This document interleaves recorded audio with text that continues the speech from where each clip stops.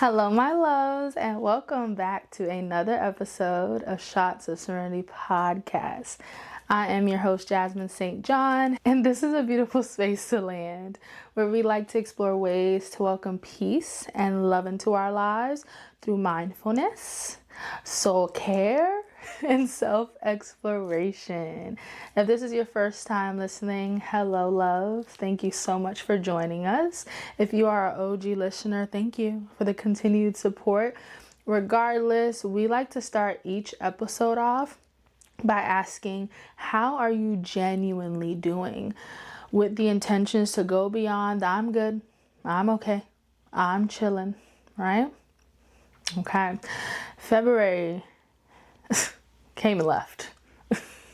Or it's leaving. We still got one more week. But yeah, I know it's a shorter month, but it wasn't like January.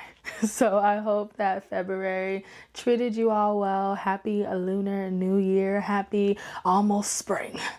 All right, let's bring the spring, please. Anywho, again, after taking some time to check in with yourself, ask yourself how you're doing. I have a really big favor to ask you. Okay, like this favor is a big favor, but it's not something that's going to be for me.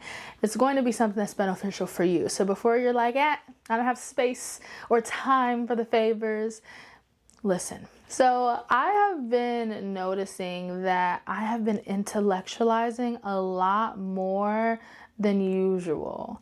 And I think it's a theme that I notice a lot of people do, especially like in the work that I do. And I wanted this to be a friendly reminder for us to allow ourselves to be emotionally aware as well. Okay, so this is going to be short, it's going to be quick, it's going to be to the point. This has been on my heart this week, and I wanted to kind of just like get it out. Like I said, the word of the year is execution. So I'm trying to go from thought to do, thought to do to thought. Yeah. So the intentions for today is not to stop intellectualizing, but if we are going to intellectualize, which we all do, can we at least add in feeling things through? Can we also hold space for the feelings? Can we also hold space for understanding what this looks and feels like in our body? So intellectualizing is really like a coping mechanism where we give a lot of practical, analytical reasoning why something happens, almost in an unconscious effort to detach from feeling the thing. Like, okay, yeah, this happened because of X, Y, and Z. I know why it happened, all is well. There's a difference between understanding and, again, intellectualizing versus, okay, this did happen. Not only how did it make me feel, but where did I feel it? How did my body respond to that? What are the emotions that are attached to that? What are some of the thoughts that are attached to that? Right? And when I allowed this to move through me, what then maybe was the insight that I got out of it? And so throughout the years, we talk often about intellectualizing to embodiment. We can intellectualize, but make sure we embody, right? So I don't want to say on the flip side of that, but on the other side of that spectrum is embodiment, is the feeling. When you're upset, are we rushing to be done with being upset? Or are we allowing ourselves to be upset? Because in that upsetness, we notice like our actions, our behavior, and it'll give some more insight, some more intellectual understanding on how you operate when anger is present. And like I say all the time, there's no bad emotion. There are conducive and non-conducive ways on how we respond after noticing an emotion, but anger is just as important as happiness. Frustration, embarrassment is just as important as being excited or being surprised, right? I truly believe that emotions give us a lot of context, a lot of understanding. And that does not mean that it needs to be the primary source for how we decide to respond. So the thing about intellectualizing, it also kind of creates like a distance between experiencing an overwhelming moment or situation versus moving through an overwhelming moment or situation, or a situation that made you feel overwhelmed. Something that I really like to do with clients is first acknowledge the shift, right? So for example, let's say I am dilly and dallying at the park and I'm happy, go lucky, I'm excited, I'm witty, I'm playful, and all of a sudden I don't feel those ways anymore.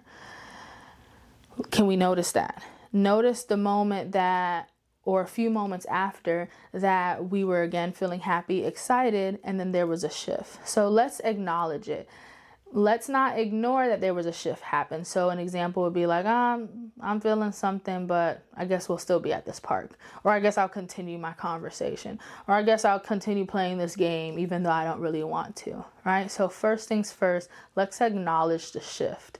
And a lot of times, if one is not in touch with their emotions, in touch with their body, it's difficult for them to even notice a shift.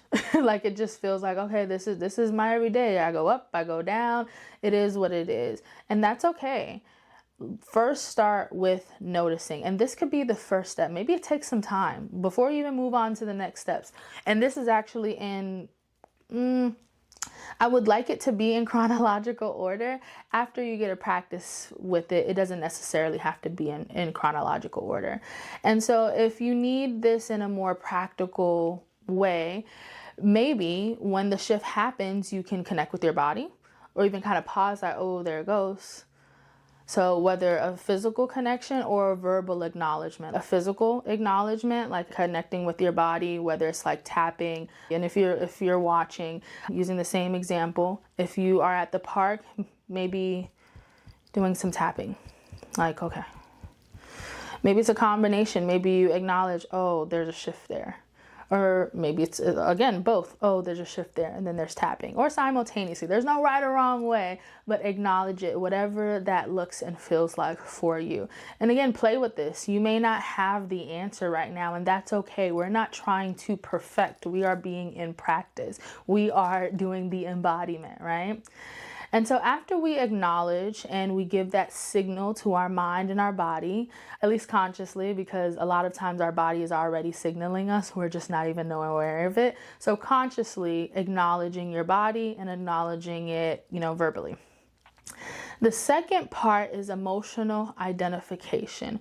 What feeling and what emotion is present? So I love emotion wheels. You can literally type it in on, I've said this a million times, you can type it in on Google and you'll find it. I have some emotion wheels in my favorite album in my phone. I have them saved on my desktop. I want it to be accessible to send, to pull up, to show on my phone. And so I invite you to do the same thing, whether you decide to create your own emotion wheel, whether you decide to print it. There's some on any platform. When you Google it, you'll also see people have created this to put in, like, I would say like kids' rooms, but I think in general it should be anywhere. So acknowledge the emotion. And I'm not saying the feeling, I'm saying the emotion. We're acknowledging the feeling on the first part. And maybe we could talk about the difference between a thought, a feeling, and emotion. So we'll get back to that. But acknowledge the emotion. So either from, prior information where you're like, oh, okay, no, this is anger, or no, this is frustration, or no, this is irritation. There's a difference. Or this is me being not irritated. This is me being enraged, right? Like there is a difference between frustration, irritation, mad, angry, so forth, right? So maybe it's prior knowledge, or again, you get some context. Why is this important? Because language is important. Language is important. That brings us to the third piece. Make a declaration out loud. And this is the one where, again, there's no chronological order. Maybe this is something you go back and journal to. Maybe you have to sit with the acknowledgement, sit with the feeling, and then you're able to put a name to the emotion, and then you're able to use the I statement, or you can verbalize it. And so that would look like in the park example, I feel upset, or that upset, or I felt upset when that happened, right? Let's make up an experience.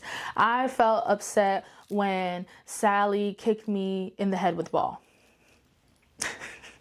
Yes, Sally may need to be watching herself and being mindful of herself, or maybe Sally did it on purpose. But let's acknowledge that, right? Because this is going to be the difference between when you feel versus go punching Sally in the face or go walking away or asking for clarification. Sally, you hit me. Did you notice that you hit me? Because it seems like you just walked away and started talking to your friends, right? Or maybe you use this as context because it seems like every time you and Sally play, she's hitting you in the head with the ball.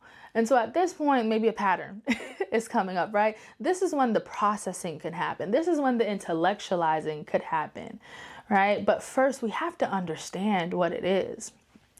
Again, I do want to highlight the fact that this doesn't have any time context, right? This could take being in the moment. This can take a few hours. And I'm not saying you're sitting in it in a few hours, but I'm saying you're able to, I guess, have the answer for the questions in that time. This could take a few days, right? Because again, once you have that I feel statement, maybe you can then go journal or what have you. I think that although this may sound very, very slow and almost like, girl, I'm not thinking about all those things in the moment. I've heard that from clients. So how you expect me to think about all that in the moment? Again, it's not time oriented. And I do think that if this is new for you, taking it one step at a time. So take time to increase your awareness and acknowledgement that a shift has happened. Once you get your reps in with that, maybe you can allow yourself to pull up an emotion wheel and then say, okay, this shift happened. What emotion is coming up for me? Or, okay, this thing happened. Before I go to bed tonight, I need to figure out what emotion came up for me. And then get your reps up with the emotional identification where you may not need the wheel. Honestly, I think the wheel is always helpful to be able to, again, kind of give context like, oh, well, actually, I didn't think of that. Like, I am excited about this thing happening, but I'm also a little worried, right? So getting those reps. And then the third part, once those two pieces are you feel confident and comfortable with them, let's get into the third one. I statements. I feel. I. Before we bring Sally into the sentence, let's start with I. This is not in a sense of blaming. This is not in a sense of invalidation, but this is in the sense of prioritizing self and how said thing impacted you first. Are you following me? Are you making sense? All right. The last thing I figured that we'll talk about is the difference between a thought, a feeling, and an emotion. Sometimes they can get really jumbled up together. A thought is simply that, something that you think. It can be, oh, there's a butterfly. Or, oh, that light is really bright. Or, oh my gosh, my leg is falling asleep, right? A feeling oftentimes is a sensation. Right? So maybe that is some tightness in your chest. Maybe your stomach growls. You feel your stomach rumbling. And the emotion part is hunger, right? So how an emotion is how you conceptualize a thought and a feeling. Kind of like the summary, your own personal summary of a thought and a feeling. That is an emotion. Emotion is how you conceptualize it. How you put it into a word, how you, kind of like if you were to work backwards, like the emotion is the word and then the thought and the feeling is like the definition, how you came up with the definition. The fourth one that I didn't mention is the behavior. How are we responding? And I think that's where a lot of us get things mixed up because a lot of times we're not understanding how we're feeling. We're not acknowledging how we're feeling. We don't understand the emotion that's present. We didn't really notice the thoughts that transpired, but we just decided to respond. And then when we slow down, we're like, oh, I responded because of this, or this happens, or maybe we don't even take the time. It's like, yeah, I responded. I hit Sally. That's it. So again, I know this feels so, well, I don't know. Let's not assume. I can imagine this may feel very like elementary, very trivial. However, it is so simple that it's easy for it to go under the rug. And when we don't slow down and notice our thoughts, our feelings, and understand our emotions, it leads to unhealthy responses, unhealthy behaviors. It leads to intellectualizing because we want to avoid what is happening, right? If anything, if you can take anything away from this conversation, it's one, to slow down and to allow yourself to feel. Even this practice can contribute to intellectualizing. You're like, oh, that was the feeling.